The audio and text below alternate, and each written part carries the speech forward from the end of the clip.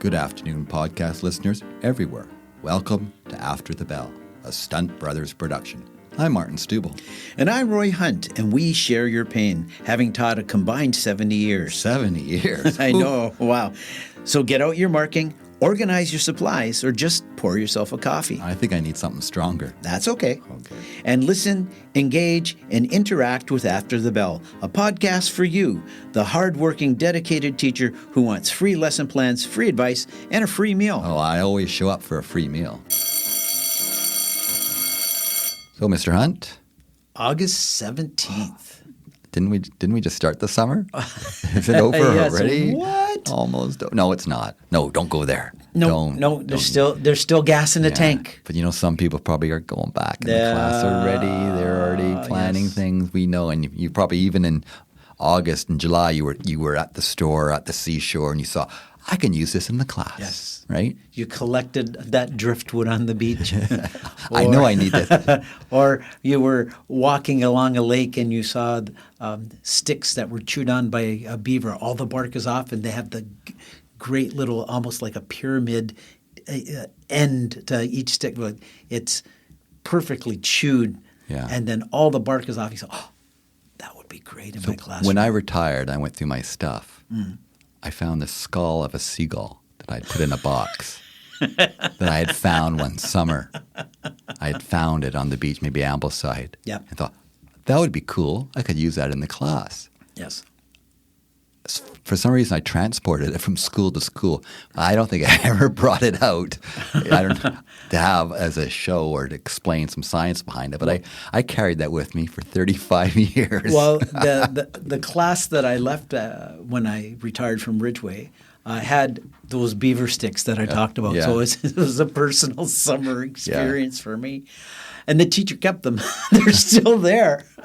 But I remember having this giant moose antler in my classroom. It was at least, I'm going to say, about a 12-point antler. Yeah. It was huge. I carried it out of the woods with me.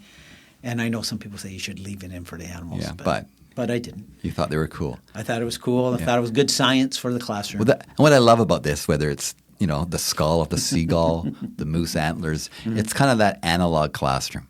Yes. Right? It's getting away from technology. Right. And I feel as we've done this podcast, we've started to drift towards maybe, this summer we've been working on a book to do with the analog classroom. We've been getting ideas, and we always wanted to have a guest on like Jonathan Haidt or Cooney Horvath, who have talked about the impact of technology on kids, and clearly it's not so great, right? And there was lots said about it this year. Yeah, and so I feel as we've shifted hearing, we talked to Victor about getting outside, Tina Parker about play outside. I think it has gravitated towards kind of how we are seeing the damage that too much technology can do. And we love technology at its certain level and when it's a tool, but I think it's gone too far. So we've gravitated towards that. So we were always looking for a guest. And this summer we've been going through our top 5 podcast episodes.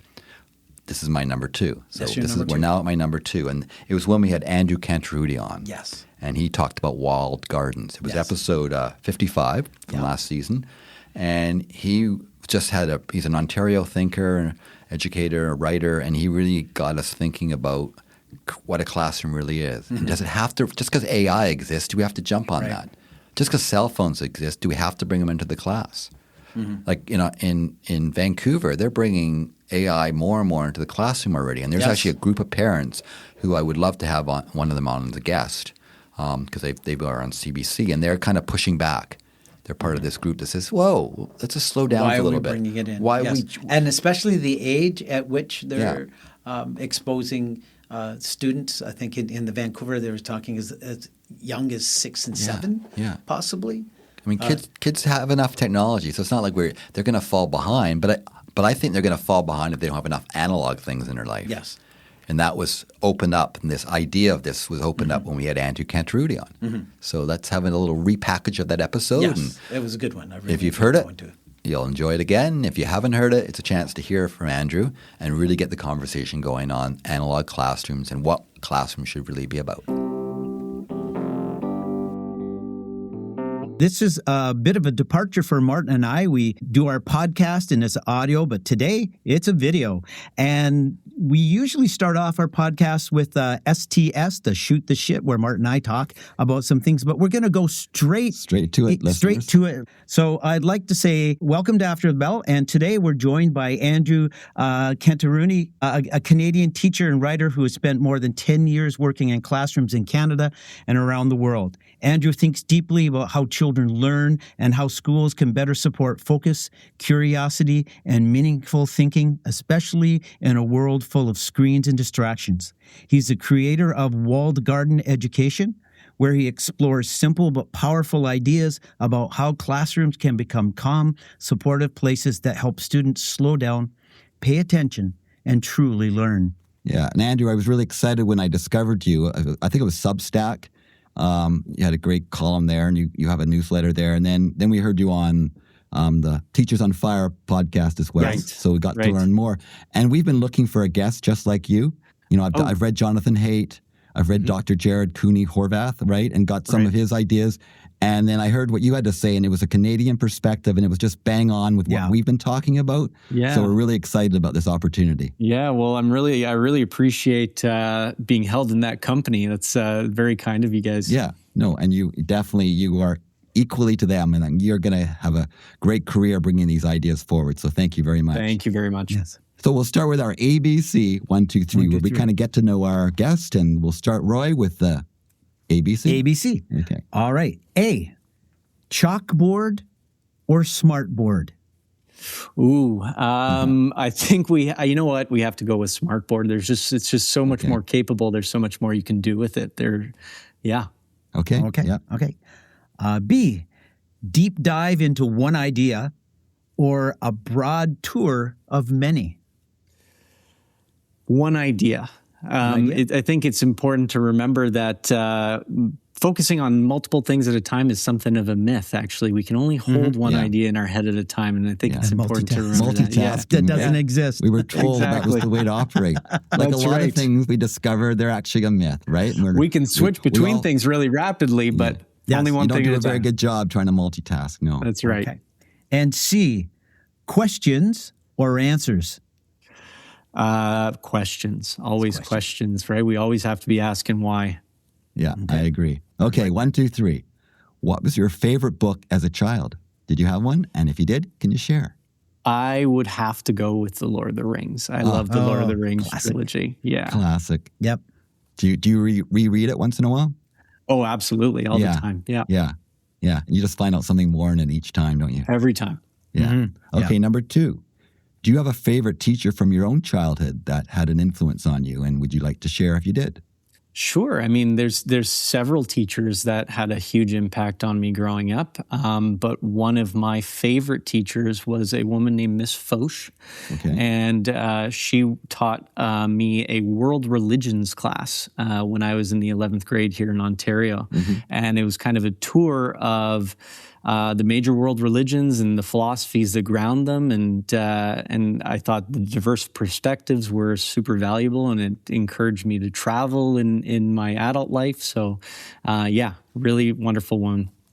I've always thought there's so much you can learn from that. And that you don't have to be a religious person, but it gives you a grounding of where we came from in so many ways, because it has driven our history. And to understand the religions of the world, I think, creates greater understanding among humans. Yeah, absolutely. So, yes. Absolutely. And then number 3, if there was one piece of music that you had to listen to, you're on a deserted island. You don't have to listen to this all day long, but when you do, when you're tired of watching the sharks circle the island, what is there one piece that you would choose? Oh, that's a hard question, Martin. I think I would have to go with, let's go with Let It Be by the Beatles. Oh, yeah. So that was my song at school. I would do it every year and stay with my class. And on the very last year, when I retired a year and a half ago, the whole school did Let It Be for me. Oh, amazing. Right? Yeah. That's cool. That must have been chosen. Such an experience. Another connection, Andrew. There you go. Yeah, it's a classic. Well, thank you, Andrew. And we're going to get into your walled gardens and some of your ideas of the idea of what schools can be. But before that, Would you be able to share your journey? Like what brought you to this way of thinking? Maybe where did you come from in terms of some of the teaching and experiences you've had? Share as little or as much as you'd like. Sure. So before you hit record, we were talking a little bit about how we've all three been to Jeju Island in Korea. And I had the privilege of living there for 4 years. And while I was there, I lived there in the late 20-teens, and I had a couple of jobs while I lived there. But one of the jobs was that I worked in a boarding program at an international school, and I managed a middle school boys boarding house. So you can imagine that was a handful. But yeah, for sure. But it was really interesting. When I first arrived, it was like this very regimented program in that the kids kind of came home at the end of the day, and then there was a little bit of free time, but we went to dinner. They had like a very, very regimented homework block, and then they came home, and then there was kind of a lights out time at the end of the night. But the thing about it was that it was like a really kind of sterile experience for the kids. They had a free for all with respect to access to their technology. So they would come home at the end of the day, and everybody immediately grabbed their phones or their laptops, and they would game for a couple of hours, right? And then they'd go to dinner, and then they spent a couple of hours on screens doing their homework, and then they came home again, and then they spent some more time gaming before going to bed. And then a couple of years later, me and a few other employees kind of tried to change things a little bit. And so we introduced a lot more structure to their schedule in that they came home at the end of the day, they had to check in their technology. They weren't allowed to use their phones or their laptops, but they could sign up for various activities. So the kids could go out to the field, which was supervised. They could play soccer. They could go to the gym and play basketball. We offered like cooking classes. One of the other boarding houses usually offered a movie that everybody could watch together, right? But it was all without access to their phones. So the kids had to socialize together, they had to connect, and they had to develop, they had these common experiences that they could bond over. And by the end of the year, they had just developed such an incredible connection to one another. And for my boys, it just became this brotherhood, a kind of like family. And when they had to leave at the end of the school year, they were excited to go home to their families and have the time off. But there were often tears because they were just so close to one another that they were prepared to miss one another quite a bit, right? So that was one of the big eye-opening experiences for me, is like when we removed that like 5 hours of additional screen time in their home lives, the quality of their social bonds just expanded to a degree that they hadn't had prior to that. Roy, before we started talking, you spent time in Jeju Island, right? Yes. Yeah. And I know I hiked Halasan. Have you hiked up Halasan? About a dozen times. Yeah. Yeah. The difference, I think it was like -3 at the top. But my friend who was teaching in Korea at the time, that's who we were visiting, it was one of those moments that you talk about connecting, because my son graduated from high school and we had these 3 months together backpacking through Southeast Asia.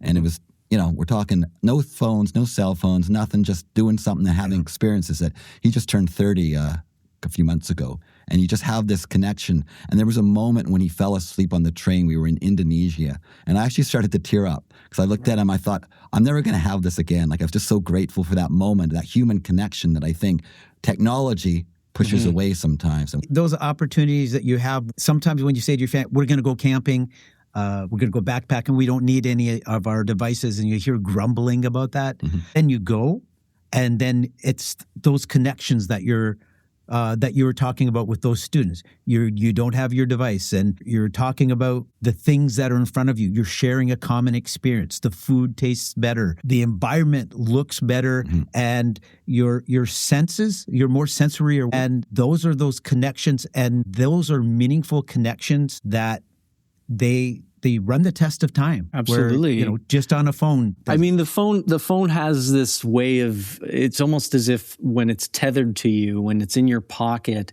it's like putting blinders on sometimes, right? And like you said, with respect to being engaged in a sensory way, Roy, when we don't have it with us, we just see and experience the world differently, whether that be through the eye contact and the laughter and the smile that you see on others' faces. Sometimes we don't notice these things when we're so easily distracted by that vibration in the pocket, right? Yeah. And I'll let Roy get into the walled gardens concepts.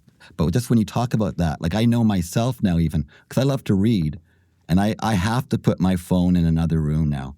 Like even, I can talk about everybody and look down upon them, but I'll have my pile of books. And if I have that phone next to there, I'll read something in a book and I'll go, I got to look that up, something little. But the moment I pick up that phone, it's 20 minutes later that I've now checked the notification, gone down some rabbit hole. And we're all weak. We're all weak with that phone, right? For sure. Yeah, of course. And, that's difficult for us as adults. So we can imagine what that's like for a developing mind, right? It's even more challenging. Exactly. Yeah. So take it away. Okay. So, Andrew, could you tell us about what you mean by walled gardens and why the idea is so important right now in education? Yeah, sure. So I kind of came to the idea of a walled garden education by thinking about some of the problems that we have in our educational environments today. And I always wanted to deal with those problems and diagnose them, but not leave it at a diagnosis. I kind of wanted to think of what an ideal alternative might look like. Because there's a lot we read op-eds all the time about the problems that we see in education today, whether that be in higher ed or in primary and secondary. And too infrequently do we see solutions. And so I thought to myself, what is it that kids need today? Because the conditions for childhood development have changed, right? They're no longer what they looked like 20 or 30 years ago. And so when I think about a walled garden, I think that the walls are there not to exclude the rest of the world, but rather they're there to create the conditions within the walls for the desired growth that you want to see against competing forces, right? And that's kind of what I hope to see in schools. We want to create the conditions within the walls of the school that allow for the developmental conditions that kids need to grow. Martin and I have combined 70 years plus of teaching experience, but I would say in the last at least 10 years, we noticed a change. Right. We noticed that there was something going on in the classroom. We couldn't, when we had our discussions, we couldn't put our finger on it. And it's kind of like, my analogy is when you're driving a car and you turn off the music and you turn off the air, the air and everything, and you just try to listen to see how things are going. Yes. Right? And there's something there, but you can't pinpoint it. Where's the noise coming from, right? Yeah. Yeah. There's a squeak or there's something, but you can't. Is that the left side of the car or the right side of the car? Yeah. But there's something there. And that's the frustrating part, because you want to alleviate that squeak. You want to fix that squeak, but where is it? And what was exciting for me, and I think exciting for us, is you sort of pointed a direction where that squeak might be. And I think that's the exciting part. Thanks, Roy. Yeah, I think there's probably several squeaks, and many of us know we know what some of the squeaks are, right? Like they're sort of the perennial things to do with class sizes and access to resources and funding and so on and so forth. But there is something that is different in the past 10 or 15 years that's worth acknowledging, and that's the kinds of technologies that we use, the way that kids use them, their access to them, and the role that they play in their development. And I think that we haven't quite assessed the consequences of that appropriately. Yeah, and I mean, the cell phone comes in 2007, right? Right. We're only now starting to go, oh, maybe we shouldn't have jumped into it. Maybe now, like Australia has a ban, Yes. parts of Canada are. So we take this time to change, but it takes so long. And now AI comes along, and suddenly we're all jumping on that again. Like we have to kind of reflect what's going out there in the world instead of thinking, well, will this make sense in the classroom? Right. Yeah. And, with respect to smartphones, most provincial jurisdictions in Canada now have enacted some kind of a smartphone restriction or a ban. Yeah. But even in those circumstances, I think most of us know that those are not being implemented successfully. Yeah, it varies so much. It varies from school to school. Yeah. And so we have to still deal with that. And on top of that, you're right to say that AI is this new complicating factor that it unfortunately seems like our approaches look like they're replicating much of what we did around one-to-one device programs and smartphones. And we're kind of jumping on this without critically considering consequences, right? No. Yeah. And you talk about this marketplace mirror. Could you expand upon that more in terms of how we do jump on these things? Yeah, I think it's a fascinating concept, and I think it's bang on. Yeah. Thanks. Yeah. So it's the term that I use to kind of describe what I feel like the last 15 years or so have looked like. So dating back to, about 2010, 2012-ish. And it's kind of the approach that I think we take when we try to design our pedagogical techniques, how we design curriculum, and the technologies that we introduce in the classroom. So I think we tend to look to the marketplace. We tend to look at what's happening in the broader economy, and we say, how can we replicate that in schools and in an effort to prepare kids for the future, or at least what the workplace is going to look like for them. And that's it makes perfect sense. And I think it's perfectly rational to go about things that way. But unfortunately, one thing that we rarely consider when we adopt those techniques or we adopt these technologies is what kind of effect will they have on children developmentally, right? And that's the piece that's missing a little bit.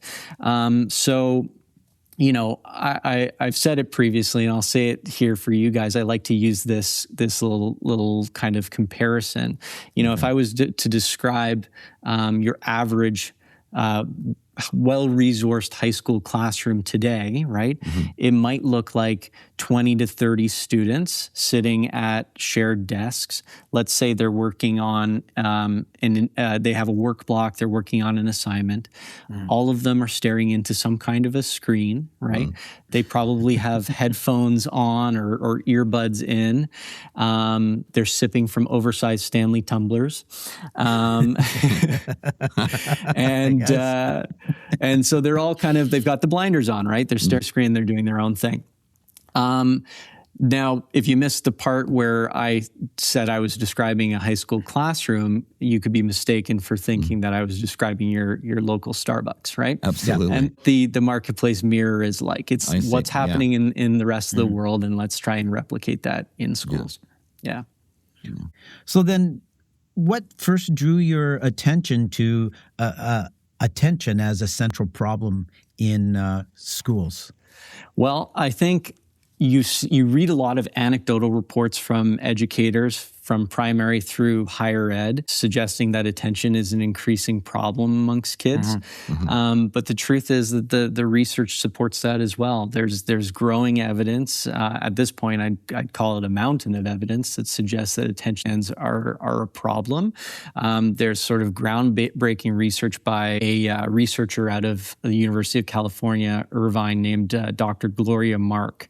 And I have it written down here. So she did research suggesting that our attention spans, and this is not just for children, this is for everybody.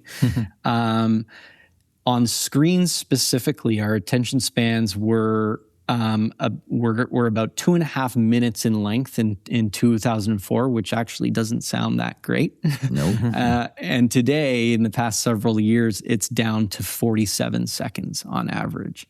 And so if we're asking for kids to attend to a specific task, and that task is being mediated through a screen, we're really asking them to do something very, very, very challenging, especially if we're dedicating half an hour for them to do something.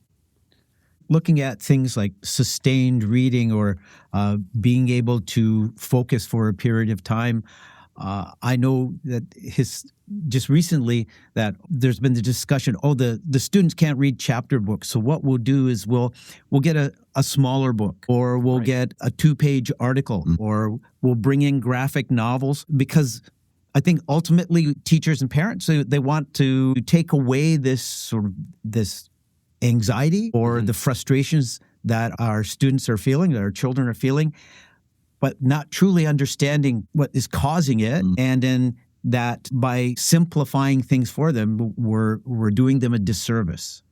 I think that's kind of representative of our lowering of standards to meet the conditions of childhood today, rather than addressing the conditions, right? We're not addressing the root cause of those problems. We're simply reacting. And this is, again, a feature of the marketplace mirror model, is it's kind of a reactive, defensive approach to education. It's saying, what are the conditions that kids are learning in today, and how do we adjust our standards accordingly, rather than adjusting the conditions so that we can elevate standards? I think it's part of that market mirror you talk about, because often we see, okay, kids, their attention span is so short, so now I have to change what I'm doing in my class to fit that, where we forgot that learning is messy. It's really messy, and it's hard work, right? And of course. we have to gamify everything, right? Yes. We have to meet all the kids. They can't have attention spans that are longer than that. But I found just a simple little thing where with my class, I did these Zen tangles. They're just, you got to really concentrate, right? And we would start to do it, and they'd want to talk and stuff. I'd say, no, we're going to do this. And eventually we would do it for an hour at a time. And my last class was a grade 4 class, 10 years old. It was, you could hear a pin drop in there when we got through it. They learned to focus on that because they had to really watch and think about what they were doing. And then we would talk about how they felt after. Yes. And they all said, oh my God, Mr. Stubel, I feel good. It was like a bit like meditation to them, right? Well, they had never experienced that because they're filling their brains all the time with screens or doing things. It was a moment just to take a breath and relax. I mean, Mr. Stubel, you gave them an opportunity to fall into a flow state, which is something that these kids rarely get to experience today. And increasingly, adults have a hard time falling into flow states as well, right? I've seen kids get picked up at school, and they have maybe a 5-10 minute drive home, and I see a screen instantly come down in front of them so they can watch something, you know? Well, boredom is important. We need to be bored. It's crucial, in fact, right? Do you think Newton and Einstein would have come up with anything without boredom, right? You need to be bored. Absolutely. That's where creativity is born. Yeah. Well, and it's interesting when you get to a point where everybody starts to focus on something. Let's say in the classroom you're doing an activity, and there are 2 or 3 students who start complaining, it's too quiet in here. That they're unnerved by a state of calm, which is really interesting. People are, they're internally reflecting on what they're doing. There's a sense of groundedness. There's a sense of regulation, and other students around feel dysregulated by the regulation that's around them. Right. And that speaks to their experiences, right? And what they're used to, I write a little bit about how our libraries in most schools have become learning commons these days, right? And we use the word library, we don't even use the word library anymore. And appropriately so, because learning commons are different from libraries, right? They tend to be collaborative spaces. They're not quiet, right? And they tend to be full of digital resources, right? And the thing is, that's important. Kids need opportunities to engage in spaces outside of the classroom that are collaborative, where there are access to resources, but they also need places and they need spaces that are quiet, where they can contemplate and where they can concentrate without that additional stimulus. And it's sad today that in many schools, there really aren't any spaces that afford that opportunity to kids anymore. You think in schools we've forgotten about the process and we're so worried about the product? That's why, we'll use AI now to even generate our writing ideas. Yeah. Because, and you're right, those writing ideas might not be, a grade 4 Bob typically is going to come with superheroes and comic strip characters or whatever. But it was his ideas that he had to work hard to get out. Now AI can generate this long list of things, but he didn't have to do that. He's now said to the AI, you're going to do the work for me. And so we're now finished up we're focusing on the end product. That might look fantastic, but really it's the process that we should focus on in teaching. Yeah. So, I mean, if you go back 20 or 30 years and you think about assigning an essay under those conditions, we could focus on the product because the product was all about how you communicate your argument, how you cultivate evidence to support your argument and how you arrange it logically, right? But the happy byproduct of going through that process was that you developed your cognitive capacities, right? You had to struggle in a desirable way. We talk about, there's researchers named Robert and Elizabeth Bjork who came up with this really landmark theory of desirable difficulties, right? Which are right in that zone of proximal development where it's challenging enough for a kid that they can overcome it, but not easy enough that they don't have to exercise some cognitive struggle, right? And today, if we are asking kids to complete that essay using a computer that has LLMs or AI available, that cognitive effort is no longer guaranteed, right? There are kids who are still going to do it independently and are going to go through most of that struggle, but there are others that are going to take some shortcuts, and then there's others that are going to take the ultimate shortcut and get the AI to generate the whole essay, right? And if they don't have the opportunity to do that heavy lifting in their own minds, then there's really no growth happening there. No. An analogy that I can think about that happened to me years ago was I used to always do a science fair in the class, right? And they would, when I started doing it, they would work on it at home. We'd kind of plan it in the class, but all the work would be at home. So when it came time for the science fair, half the class brought in these incredible looking things. Half brought in ones that were done on poor little cardboards and were falling apart. But I knew which ones did it themselves. The half that looked great, most of them, their parents had done their project. Right? So they were like the AI of the time, right? Right. So in the end, I decided we would just do everything in the class. And the end products looked a lot messier. They weren't as neat, but I knew those kids had done it themselves. And that, to me, is the key here. They were struggling with it themselves, right? Yeah. So I write about this, and I call it, so again, we talk about attention here, and I've got this idea of a pedagogy of cultivated attention, right? Because attention is not something that we're just born with, right? It's actually a capacity that we can develop. And as educators, we have to be aware that that's kind of our role today in a way that it maybe wasn't 30 years ago. And so I like to use 3 questions that can kind of guide our thinking around this. So the first is, what cognitive capacity should this lesson build? Because again, we can no longer take these things for granted. So do we want to work on a student's executive function, right? Do we want to ensure that they can organize their thoughts, that they can schedule their work, all of those kinds of things? And if that's the case, maybe we need to encourage them not to rely on the reminder that comes from Google Classroom or whatever software you might use, but rather have them practice the skill of planning out their work week on paper or whatever, or even digitally, but doing it themselves so that they can develop those skills, or their working memory. The research suggests that writing by hand improves working memory in a way that writing on or typing does not, right? So we have to think about that.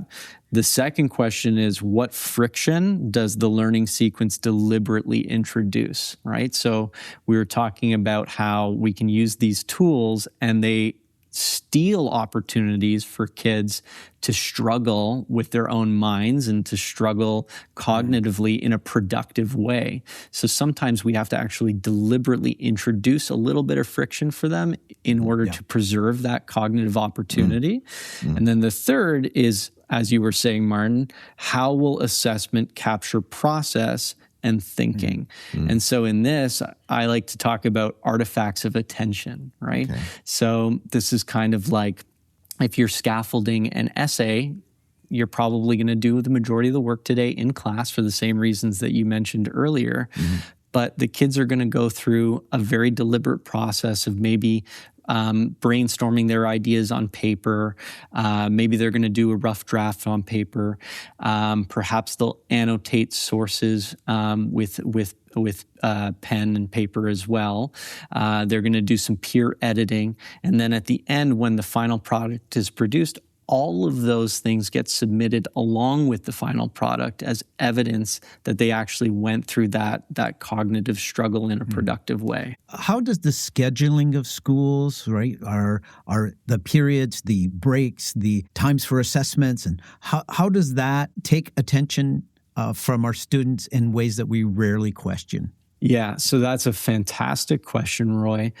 Especially in high school environments, right? We chunk school days into short blocks, and that can be difficult for kids because sometimes we're not conscientious of what's happening in one period and how it impacts the next. So to give an idea of what that might look like is, you mentioned, Martin, earlier, gamification, right? So a super engaging tool that teachers like to use with their kids sometimes because it's fun, it's just it's exciting, is something like Kahoot, right?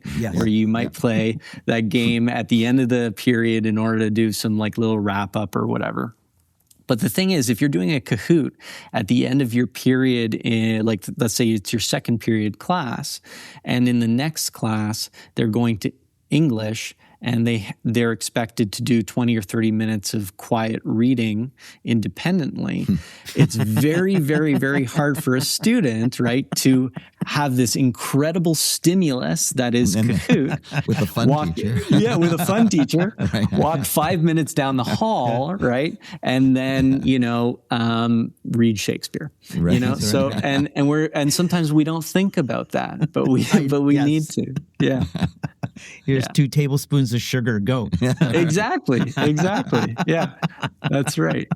Just to veer off a little in different angle, just one of the things you brought up that this is why I think you're a standout thinker on this and up there with the greats from what I've read, just because you're one of the few that actually made this connection with AI and the climate. Yes. And the effect on climate. I would love you to get into that for our listeners because that was just like, why do we not hear more people talking about this aspect, especially when what you'll say is we teach kids about climate and what's coming. So tell us about that. Yeah. So AI, I think a lot of us are aware of the risks involved with AI and cognitive displacement and the sort of circumvention of effort like we've talked about.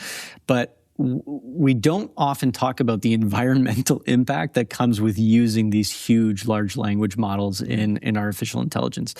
There is no digital technology in the world today that demands as much energy consumption as AI models do today.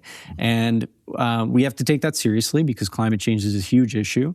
But in educational environments where climate change is an increasingly important part of our curricula, we're kind of talking out of both sides of our mouths when we're encouraging kids to use these tools for educational purposes, which is dubious for other reasons. But also when we're trying to say, but you need to take the environment seriously and your behavior matters around the environment. So I've got a couple of little stats that I think will be valuable to your listeners. Okay, thank you. There's a really great book by an author named Karen Hao, H-A-O, called Empire of AI. And she talks about a lot of these problems. And she often cites this report that came out last year by McKinsey. and it's about of a mouthful, so I might have to repeat it. But she states that the current rate of expansion of data centers that power AI as we use it today would require, in 5 years' time, adding 2 to 6 times the amount of energy consumed by the state of California annually today to the electrical grid. Okay, so you would have to double to up to 6 times the amount of energy that California, the whole state, consumes today to the electrical grid in order to accommodate the growth of data centers today. Right. And unfortunately, the pace at which we're building data centers outstrips the rate at which we're building renewable energy sources. Right. Mm-hmm. So we already know that those are going to be mostly served by fossil fuels. There's also reports that say that coal plants, which have been scheduled for decommissioning, are having their lives extended in order to accommodate this extra energy demand. Right. And then the other factor with respect to the environment and AI is the water consumption, because these data centers need to be cooled using fresh water. Right. And typically they tap into public drinking water infrastructure in order to do so. And according to a report from Bloomberg, 2/3 of the data centers that are planned for construction today are planned for areas that are already grappling with water scarcity. Okay, and so those are just a couple of small statistics. There are others that are absolutely astounding. But again, when we're talking about using these for educational purposes, and then we're also saying to kids, by the way, take care of the environment and take it seriously. We have to get more serious too. Yeah. So how do we get more serious? Yeah. Right. I think we have to, I think we have to understand what the utility of these tools are for educational purposes. And the truth is that we don't quite know yet. And what we're doing is much of what we did in the early 2010s with one-to-one device programs, which is, this is a new thing. It's in the economy. It's going to change the economy. It's going to change the way people work. And we're saying, if we don't adopt it now, we'll be left behind, right? Exactly. Yep. But there's a lot of irony in that statement, because the average 30-year-old professional who is making use of AI in the workplace today did not use AI during their primary and secondary educations, and yet they're managing. Yeah. Right. Right. So that's one thing. And then the other is that we're only beginning to see research emerge on the effects of AI for educational purposes. So there was a recent study that came from MIT that looked at adult users of AI. They had a control group of people who didn't use AI, and then they had to perform certain tasks. And then they had another group that did. And afterwards, they tested them with respect to their cognitive ability. And it showed that those who relied heavily on the AI in order to complete a given task showed measurable cognitive deficits as compared to those who hadn't. And then the other piece was that this literally came out 2 weeks ago. There's a huge landmark report on AI in education by the Brookings Institution in the States. It's like more than 200 pages in length. Okay. And the general gist of that is there are potential benefits of AI in education, though we don't have narrow enough tools to guarantee those benefits right now. But the risks just greatly overshadow the benefits at the moment. And so there is potential for AI to be beneficial in educational environments, but my general principle is, why not be precautionary about it? Yeah. Why adopt the tool now before we know how to use it well and before the research actually supports its efficacy? Because if we are relying on it heavily today and it turns out to be damaging to kids, well, it's much, much harder to remove a tool that even teachers have gotten used to using than it is to never introduce it to begin with, right? There's no harm in waiting, right? Exactly. You know? Exactly. Okay. And maybe later on we figure out, oh, this is how we could use it properly. Right. Exactly. But why don't we, there's never this slowdown. There's never these breaks on these things that I think. Well, and the point is, and you know what? Maybe we can't expect a break in the marketplace today. Maybe we can't. Maybe that's too much to ask in the economy because it presents this competitive advantage. But we're talking about schools, right? We're talking about primary and secondary education. We're talking about children, right? Let's not take the risk there. Yeah. Well, it's interesting because when we see AI or productivity, we see that as providing us with a little bit of help. They're helpers for us, but they're helpers for us because we know how to use them. I think you used an analogy about, you're going to climb Mount Everest, right? And you think of all the things you need. You need your backpack. You might need oxygen, right? You need to have some physical training. But if you just put someone in a helicopter, put them on the top of Everest, then they missed all of the steps in between. So that process, that learning, all of that happens. As teachers, when I can remember when someone said, you can use AI to help you with your report cards. All of a sudden, all the air was sucked out of the room because they were like, what? But teachers are using it as a tool to make their life easier. They're not using it to get it over with. And our students don't have the capacity or the understanding to realize what they have when they put something into ChatGPT. Because when it comes out, it's garbage in, garbage out, or what they say, oh, I'm done, without taking any look at it and say, oh, geez, this doesn't make sense at all. We have to remind ourselves that we're role models for kids fundamentally, right? And that's one of the key roles that we play as teachers, is that we're modeling the kinds of behaviors we hope to see in kids one day. And we have to recognize that we expect certain responsibilities of our students, and that's that they work hard, and that they try their best, even if their best is less than they would hope it is, right? But we want them to work there as hard as they can, and they understand us to have certain responsibilities too. And so when I get an essay that's been written by a student and I go to AI to provide feedback, well, okay, that's a professional responsibility that my student knows that I have to complete. And if I've shirked that responsibility, or if I've kind of offloaded that responsibility to AI, it's very hard for me to then come back to the student and say, but you're not allowed to use it in order to generate ideas for that essay, or you're not allowed to use it to correct your prose, right? So we have to be really, really careful about that as role models. Yes. So teachers as role models. So I guess as we continue, what is the situation where you believe that teachers have a role to play in this, especially when we're looking at walled gardens? Like where do the teachers fit in? They're role models? Are they in a situation where they watch and say, you can't do that? What is the role of a teacher?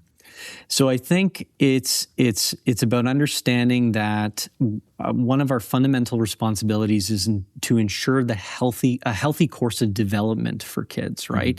And that's something that I think schools are uniquely positioned to provide kids in a way that maybe certain elements of the rest of their development and the rest of their childhood does not offer them today, as akin to what that may have looked like 20 years ago.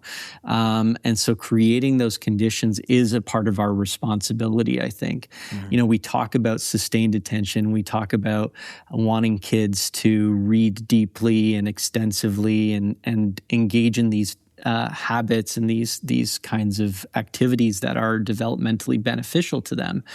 But we have to ask ourselves, when was the last time our students saw their teachers reading for pleasure? Right? Yeah. Rarely, if ever, right? And sometimes we also feel as teachers that if we're sitting in the learning commons or the library reading a book, we worry that we're being seen to be not productive. right? Yeah. When Yes. what could be more productive Yeah. than showing your students that that's a behavior that they should be engaged in, right? Yeah. So we got to take those kinds of things seriously. I remember years ago, there was some school I read about that the whole school at a certain time would be reading, even the custodian, everybody would be getting out a book, and it was just, that was what you did, right? And people could see it modeled by everyone. It just became a norm, right? Right. Where norm now is just not to do that, to go on your phone. Exactly.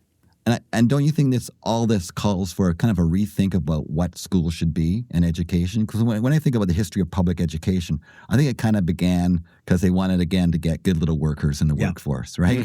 Right? What do we need? We'll start paying for kids to education now, right? Early 1900s. But this way we're going to have good little workers to go into our factories and build our Model Ts, right? Sure. The 60s came along, and there was suddenly a bit of a revolution. We need people to be critical thinkers. Right. We need them to understand what democracy is and to make good choices. But now we've kind of gone back to that. No, let's just make people that will fit into the marketplace out there. And to me, in my heart, I say, let's go back and realize at the end of the day, don't we want our students to be critical thinkers and able to change? Because then, no matter what the economy does, because we're always wrong about what's next, right? We were wrong about coding. Remember all the time we spent? Yes. Got to teach kids how to code, right? Everybody needs to code. All that time that was wasted, when now it's irrelevant now, right? So, but at the end of the day, if you're a critical thinker and you understand these things and you can read well and you can write well, you could adapt for anything that's out there. Yes, that's absolutely right. And I think the pendulum often swings back and forth between those two extremes, right? And I think there's justifiable rationales for both, obviously. But the thing that's different about today is, again, we have tools that allow kids to circumvent those developmental opportunities that help them grow. So whether you're talking about training kids to work in on the assembly line, or you're talking about critical thought, under both of those paradigms, the tasks that we assign kids in schools ensured their cognitive development, right? It ensured that they had to struggle in some way, shape, or form, even though maybe preparing to, follow orders on the assembly line was boring and whatnot. They still had to engage with their work intellectually, and they had to overcome some struggle. Today, some of the tools that we offer kids or that they have access to prevent those opportunities.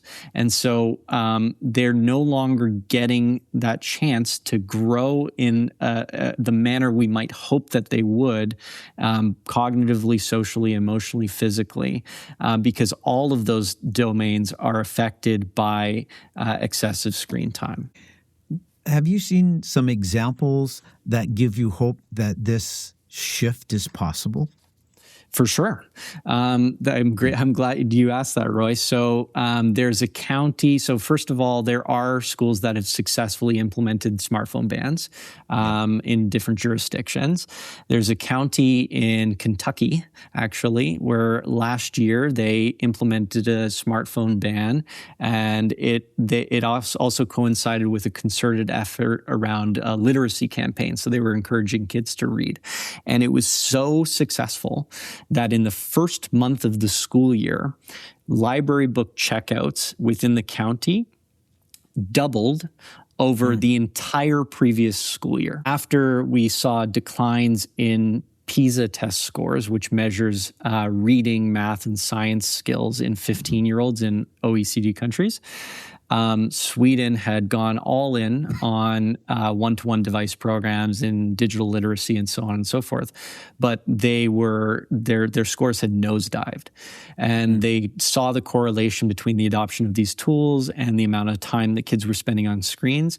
And the second they saw that data come in, they threw it all away, and they've gone back to pen and paper. They made a $100 million investment in textbooks, and they're seeing their scores increase again. right? So there are people that are looking at the evidence. Denmark has decided to do something similar as well. So I do think that there's hope, and I think there are schools and districts that are following the evidence and responding accordingly.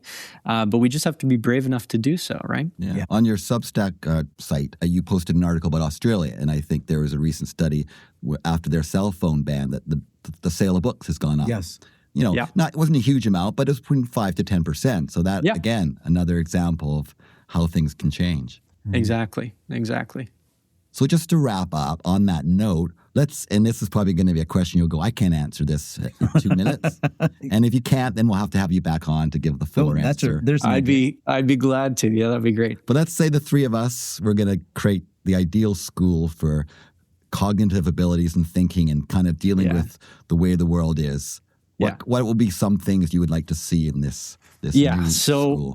In my most recent piece that I wrote on Substack, I drew an analogy between schools and hospitals. And I think hospitals, obviously, they're very different environments, but I think the lesson that we can take from hospitals is that they're designed with purpose. So when conditions change, they respond accordingly, and they have a very clear mandate with respect to what it is that they're trying to accomplish, right?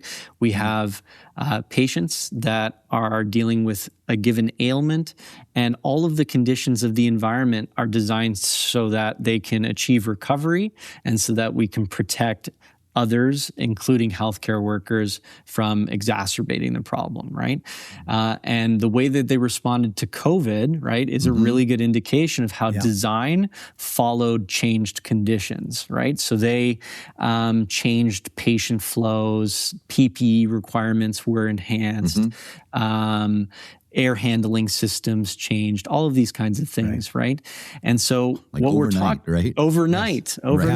Yeah. And so what we're talking about in schools is we've undergone a really changed set of conditions, right? And these technologies, though they're very useful and we do need to use them, have changed the developmental conditions for childhood. And I think we can use lessons from hospitals in order to guide our decisions in schools. And so I think hospitals do two things, right?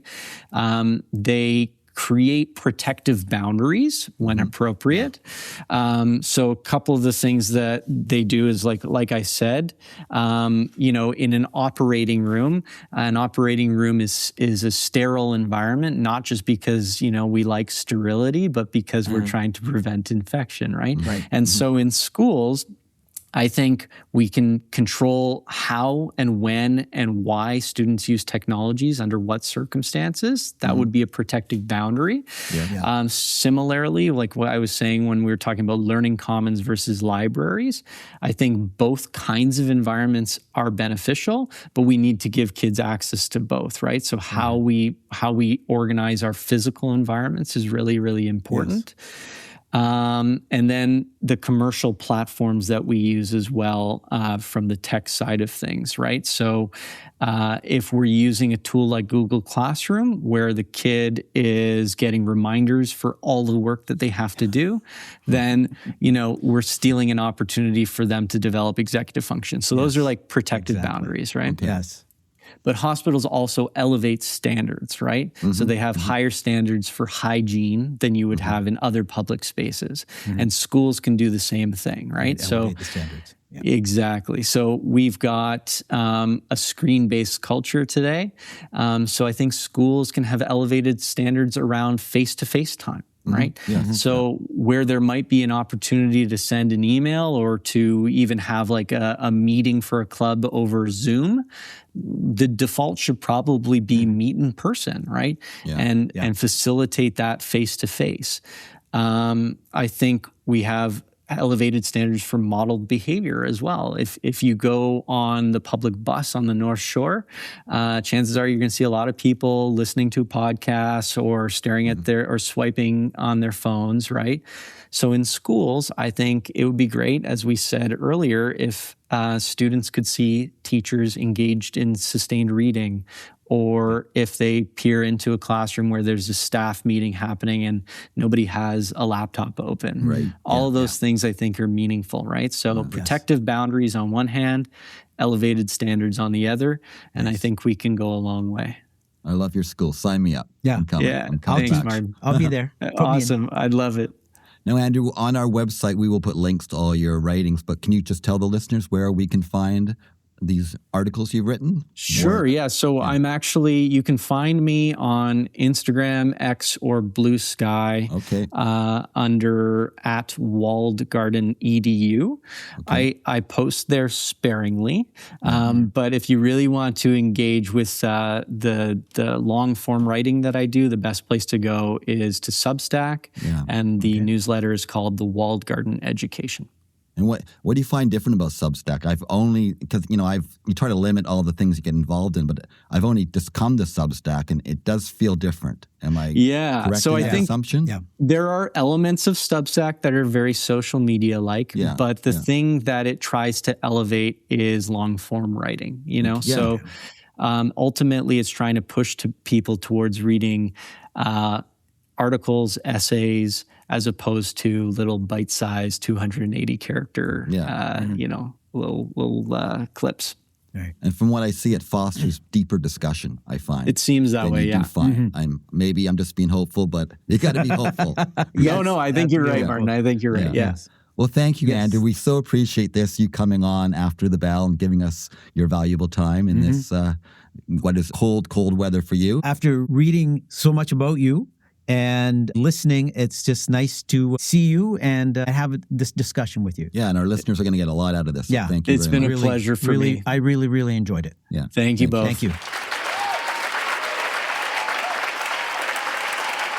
Well, after the bell, there you go, Andrew Cantarutti. That was a really wonderful discussion. It was good. So we've done lots of reading, and I've listened to a lot of videos and discussions about technology. And I always had, like I said, always in the back of my mind, there's just something going on in the schools that I can't put my finger on it. And wow, just, what Andrew brought up was something I was like, yeah. And attention. He's clearly not anti-technology, and I never have been. I love technology. Oh. I embrace it, but we have to think about it, that's all. Mm-hmm. And the whole idea that, and I know that technology fragments your attention, but I've never thought of it in the way that, pulling that away and then trying to develop a greater attention span in the classroom. Yeah. And attention as curriculum. An interesting idea. And to me, that's the priority now, is a little rethink of why we have schools, right? Can we improve critical thinking skills and improve the process and not just worry about the product. So, and I've heard a discussion about deep thinking many times, but this really it put a lot of pieces in place for me, and I'm hoping for our listeners, it's caused our listeners to think about the teaching, think about what's going on in the classrooms, and hopefully this puts some pieces in place for them to think, oh, that makes sense to me. Yeah. And as always, listeners, give us your feedback. Go to stuntbrothers.ca. Send us an email, stuntbrothersrm@gmail.com. That's stuntbrothers.ca. There you go. So we hope you join in the conversation. Tell us what you're experiencing in the classroom. Tell us what you agree, what you don't agree with, and we'll listen to you next time on After the Bell. Thanks a lot. This podcast is organic, taking shape with each episode. Building resiliency for teachers everywhere. That sounds great. And our website is stuntbrothers.ca. That's stuntbrothers.ca. We will chat again. After the bell.